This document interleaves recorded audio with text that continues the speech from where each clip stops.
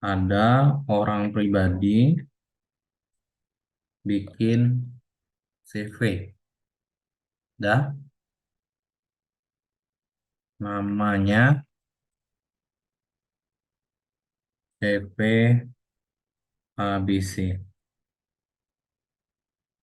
Tiap bulan menerima gaji dari usaha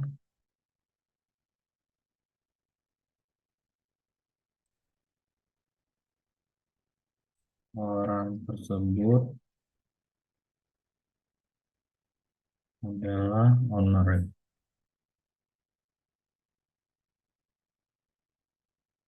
Oke, dia tiap bulan nerima gaji dari usaha ini, ya, per bulan dari usaha per bulannya.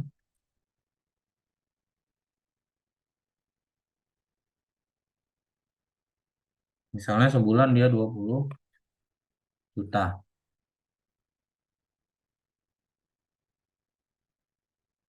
Dah. Nah, saya nanya ke Gebrila.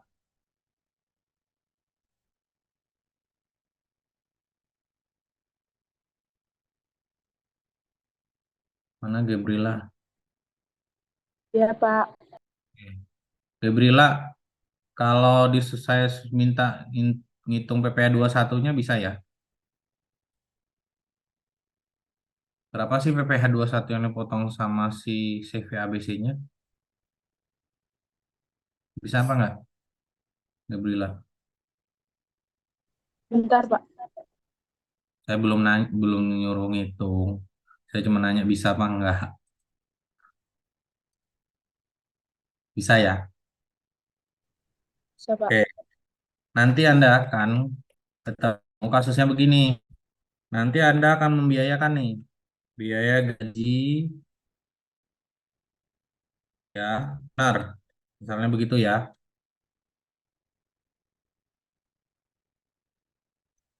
Terus PPh, sorry, utang, PPh 21, terus ini kas. Kan gini jurnalnya ya. Biaya gajinya 20 juta.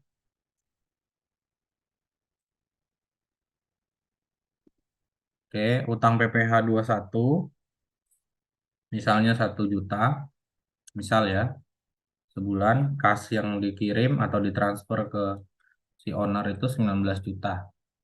Nah, gajinya dipotong PPh 21. Secara akuntansi Anda benar di posisi ini ya, secara akuntansi. Tapi ya, secara perpajakan, versi pajak ini gaji owner ini akan disebut dengan koreksi. Versi pajak nanti pada saat ngitung laporan keuangan, ya, nanti akan masuk ke biaya ini akan masuk ke laporan laba rugi. Laba rugi versi akuntansi ya boleh bahwa ada biaya gaji owner. Tapi nanti ketika menghitung SPT tahunan, ya, laba rugi versi pajak ini akan dikoreksi sama dia, sama pajak. Kenapa? Karena si orang tersebut adalah pemilik si CV. Mau dia jabatannya pun direktur, ya, CV itu menurut perpajakan, ya, pengertiannya adalah masih satu kesatuan dengan orang pribadi tersebut. Oke, kasusnya akan berbeda nih ketika kalau bentuknya yang berbeda. Oke, bentuknya gimana, Pak? Ada orang pribadi dia bikin PT. Nama nama PT-nya PT ABC. Saya buat gitu ya, ganti aja. Tiap bulan dia terima gaji dari usaha tersebut 20 juta. Akuntansi akan mencatat seperti ini. Kemudian dia akan masuk ke laporan akuntansi. Dah. Kemudian bagaimana Pak ngitung laba ruginya versi pajak? Maka dia tidak dikoreksi. Nah, ini perlakuan yang berbeda antara CV dengan PT. Ya. Ketika orang pribadi itu bikin CV, maka orang pribadi itu tidak boleh menerima gaji sebenarnya. Kenapa? Karena CV-nya itu dianggap masih satu kesatuan dengan orang pribadi tersebut. Tapi hal yang berbeda kalau misalnya orang pribadi tersebut bikin PT, bikin perusahaan bentuknya PT. Nah, PT ini ya boleh saja dia menerima gaji ya sebagai direktur misalnya owner ini ya itu dia akan tidak perlu dikoreksi versi pajak nanti. Ada nggak Pak momen nanti dikoreksi? Ada.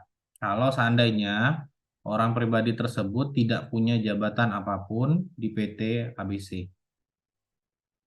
Oke, tiba-tiba muncul aja ada pembayaran gaji si owner. Itu nggak boleh juga.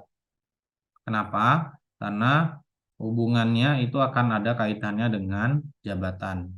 Ya, Pak, kalau misalnya PT ABC ini ngasih duit cuma-cuma ke si perusahaan si owner gitu, maka itu dikenal istilahnya dengan dividen. Ya, nah ini kalau CV bentuknya atau firma itu larinya nanti ke kemana? Siti, uang perusahaan CV diambil oleh si owner. Siti, kira-kira itu namanya apa? Siti Atika. Oh, Pak, Siti Atika mana orang? saya Pak. Ya, Siti Atika kalau misalnya orang pribadi ini bikin CV, kemudian uangnya itu, uang CV itu diambil sama si orang pribadi tersebut, maka itu namanya apa? Oh,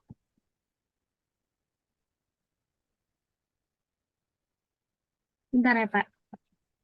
Aduh, nyari di Google lagi.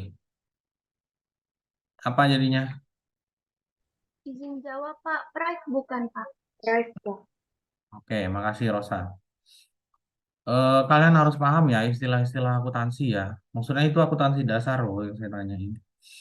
Jadi, dan nanti ya, itu ada erat kaitannya nanti dengan di ketika kita lakukan koreksi fiskal ya. Oke, udah. Ada pertanyaan lagi PPh satu.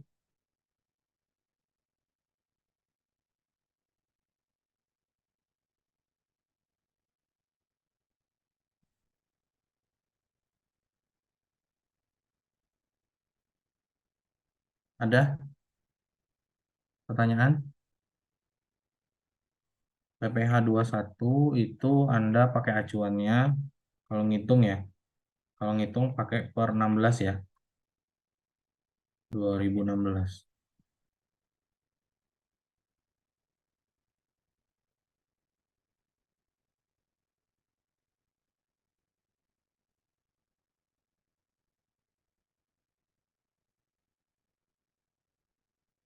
Oke, saya tanya nanti ke Rosa, mana Rosa? Iya Pak. Oke, ada orang pribadi bikin PT ya. PT-nya XYZ, saya ganti di sini PT XYZ. Oke, orang tersebut adalah ownernya. Kemudian ya, si tiap bulan anak owner ini ya bekerja di PT XYZ. Nerima gaji per bulan misalnya 5 juta.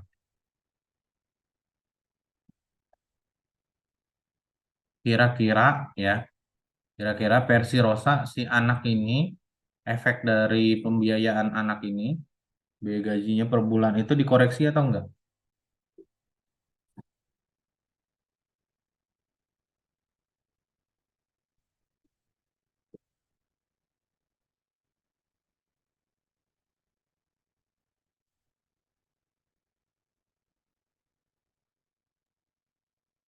Tergantung anak ownernya punya jabatan atau enggak Pak. Ini dia bekerja. Harus dikoreksi Pak berarti.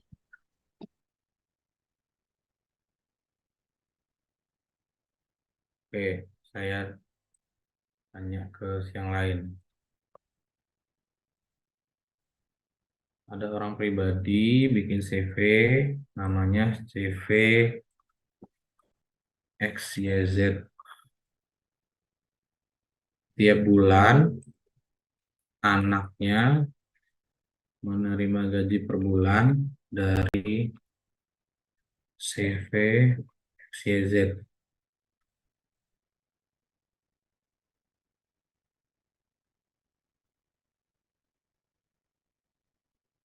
Bekerja, sorry, ini juga bekerja.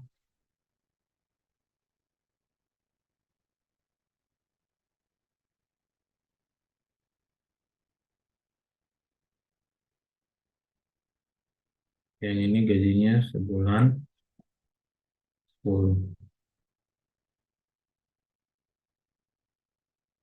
Oke, saya nanya ke Nabila. Nabila mana? Nabila Anggra ini. Yang Ya, yang hijau Pak. dikoreksi atau enggak nanti? Kalau misalnya anaknya tergolong direktur atau pemiliknya juga dikoreksi, Pak.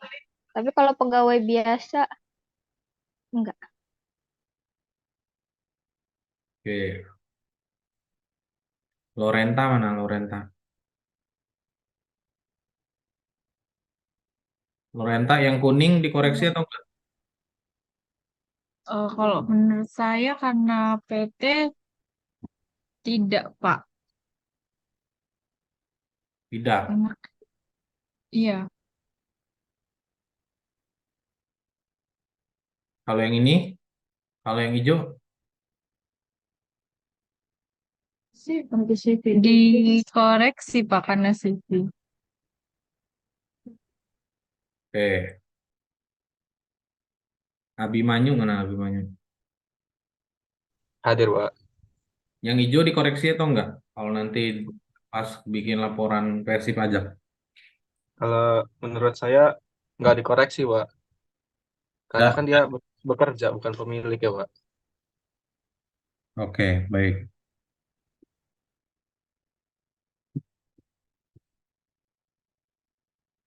Oke, kalau di akuntansi kan istilahnya dulu dia dikenal dengan istilah hubungan istimewa ya. Kalau sekarang nyebutnya pihak-pihak berelasi. Nah, anaknya si owner ya, kalau dia bekerja di perusahaan itu menerima gaji per bulan, sebenarnya ya dia masuk kategori pihak-pihak yang berelasi. Tapi karena ada pemisahan bahwa si anak owner ini bukanlah punya saham di PT atau CV gitu ya. Oke, kalau CV kan tidak terbagi atas saham. Nah, kalau misalnya ya anak ini benar bekerja, maka dia tidak perlu dikoreksi, baik yang kuning maupun yang hijau. Walaupun bapaknya adalah si ownernya, tapi dia benar bekerja, punya status ya, mau masuk jam 8, pulang jam 4 kayak gitu ya. Tiap bulan terima gaji, terus kemudian kalau ada hari raya apa, dia dapat bonus gitu ya, atau dapat THR, maka pembayarannya itu tidak ada koreksi atas itu. Kecuali anaknya itu tidak bekerja di PT atau CV tersebut ya, maka si anak pembayaran atas anak itu akan dikoreksi. Oke, ada pertanyaan?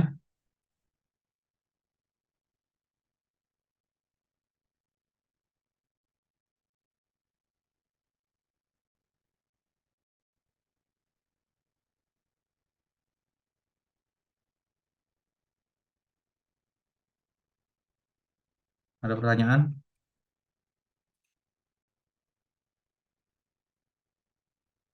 Oke, kalau nggak ada, saya geser ke topik yang lain.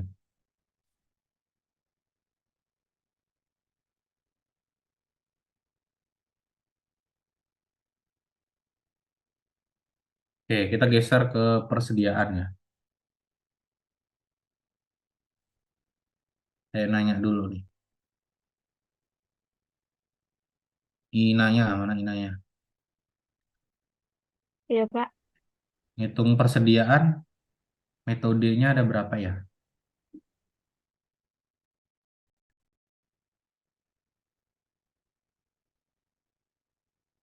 Ya, sering Ada digambar. 3, Pak. Ya, Tapi paham. yang biasa dipakai ada 2. Metode FIFO dan metode rata-rata tertimbang. Dan satunya lagi metode LIFO. Selain itu, ada nggak? Yang saya tahu cuma 3 itu, Pak.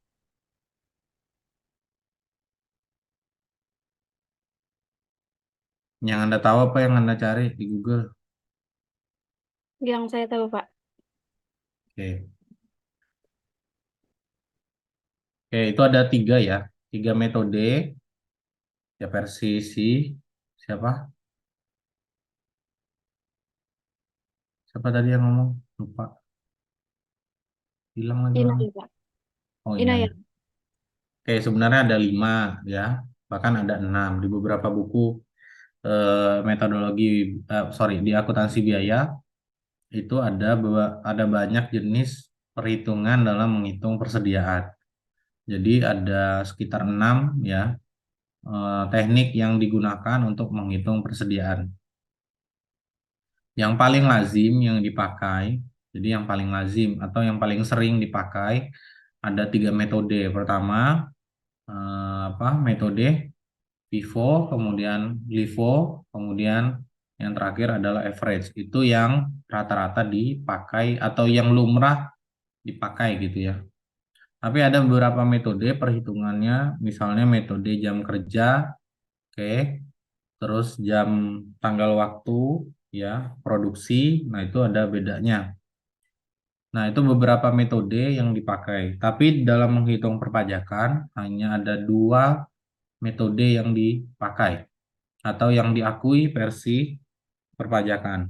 Pertama metode FIFO dan metode apa? FIFO dan average ya. Kenapa LIFO nggak dipakai? Vini ada Vini. Vini Avi, kenapa di perpajakan persediaan ini nggak dipakai dalam menghitung persediaan?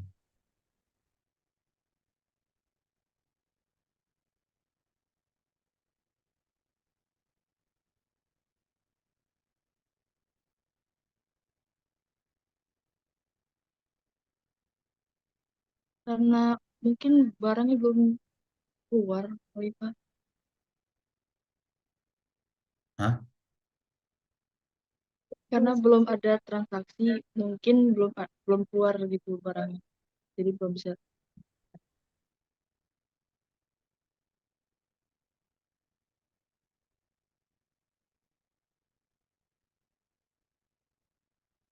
Justia, mana Justia? Justia, kenapa metode LIFO itu nggak dipakai sama perpajakan? Pak. Kenapa Iya, LIFO? Pak. Karena kalau metode LIFO itu perhitungan dari labanya itu jauh beda dibanding metode average sama metode FIFO. Jadi mungkin kayak kurang optimal aja gitu Pak buat perhitungan laba operasi perusahaan.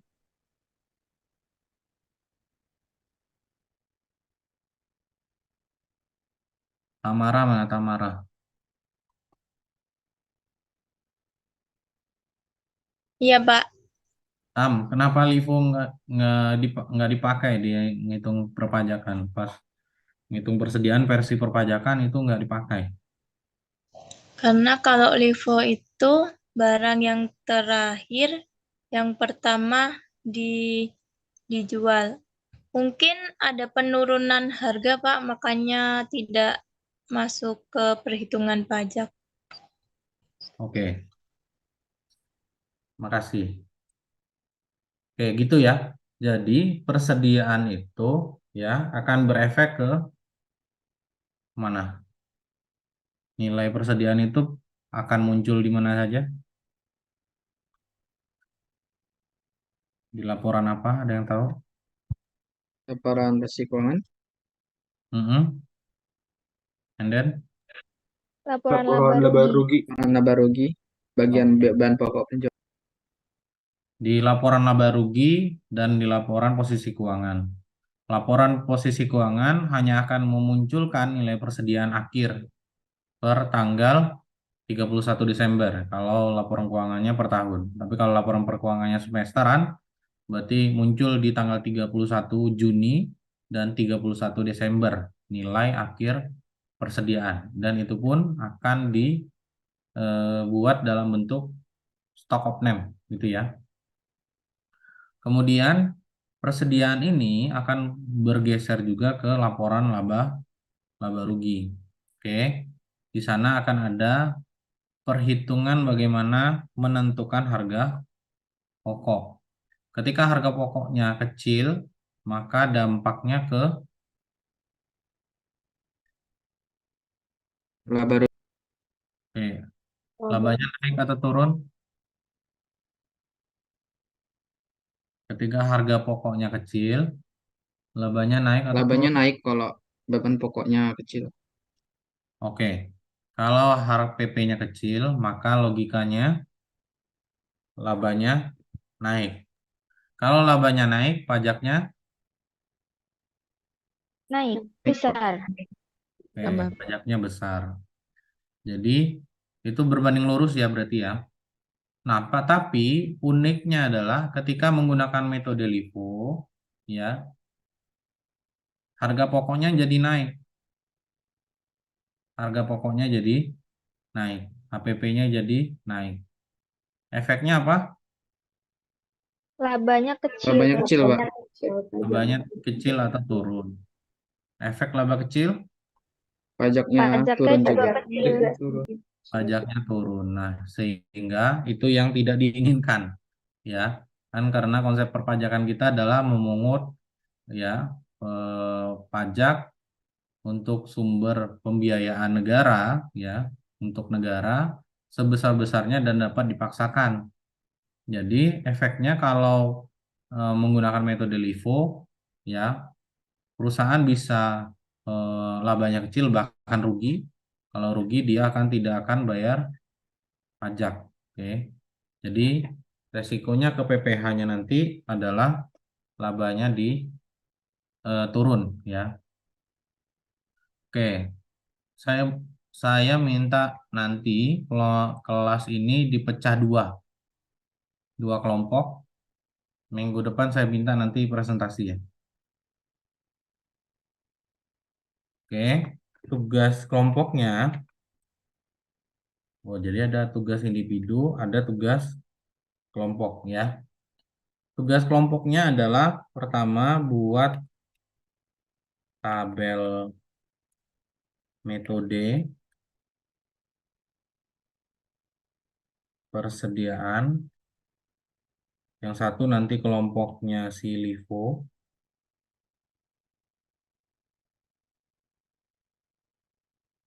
Sorry, Vivo ya. Yang satunya lagi kelompok si average. Udah.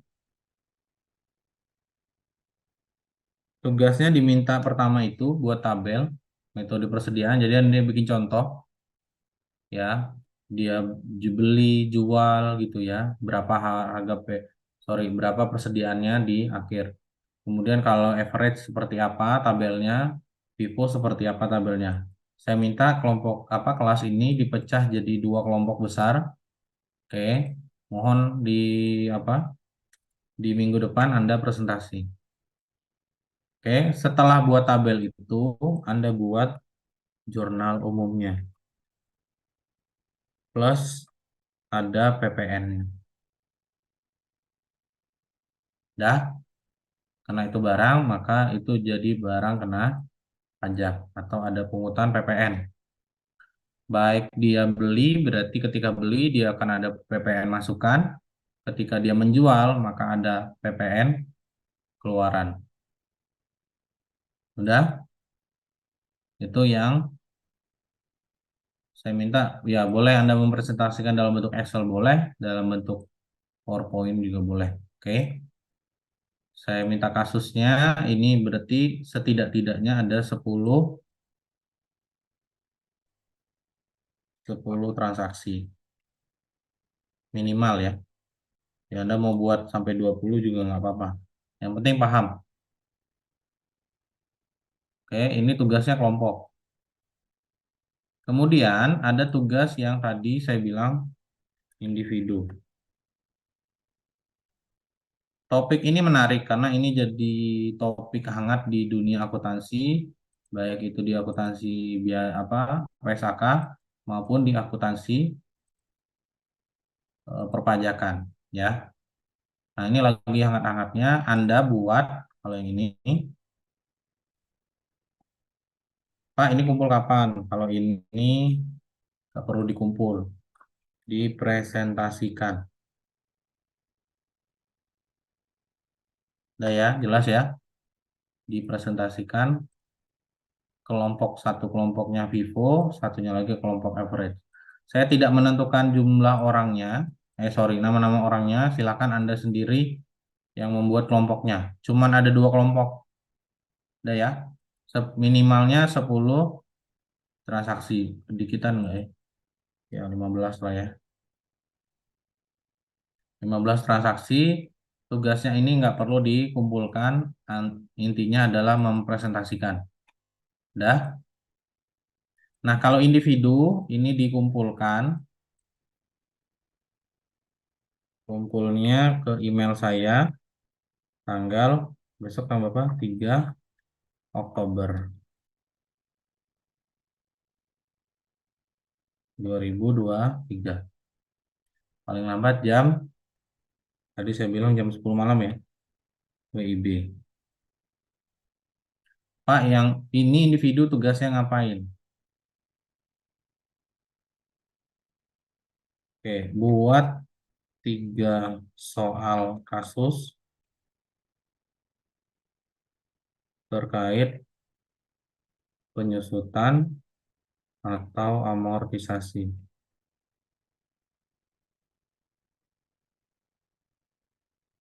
Ini tugas 1.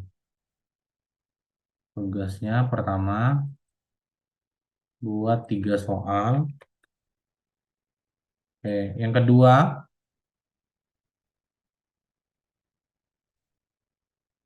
buat tabel analisis perbedaan antara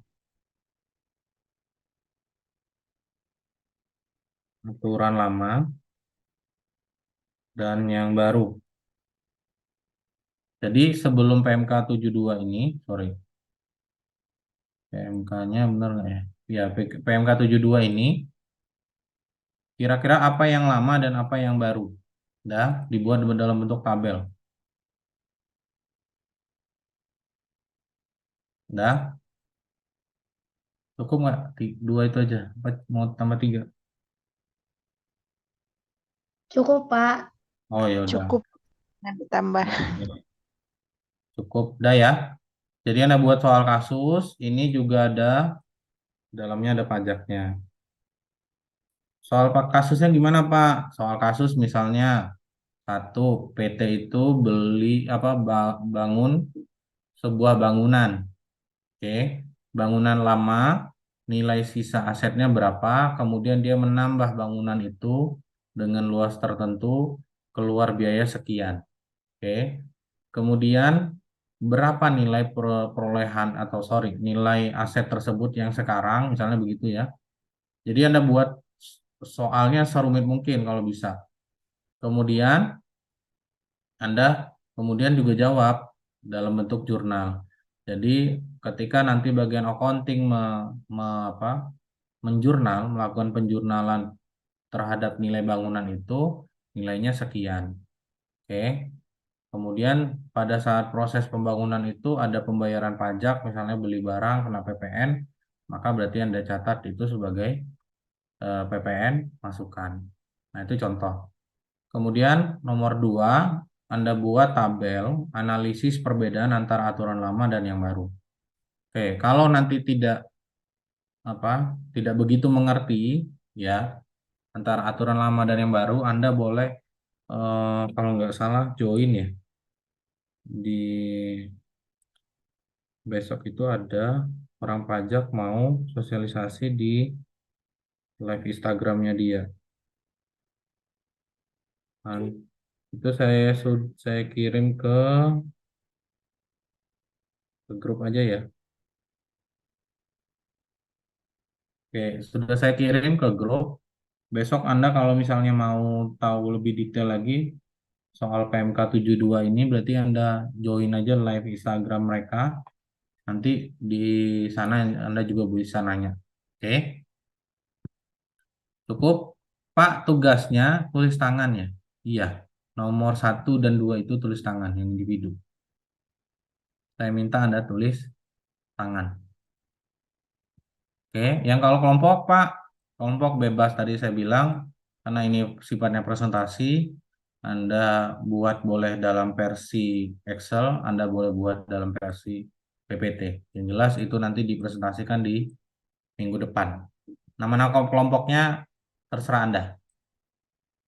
Oke, siapa timnya itu terserah mahasiswa.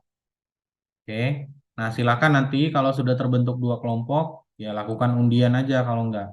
Siapa yang tim kelompoknya Vivo dan siapa kelompok timnya Average. Oke, silakan Anda lakukan undian sendiri.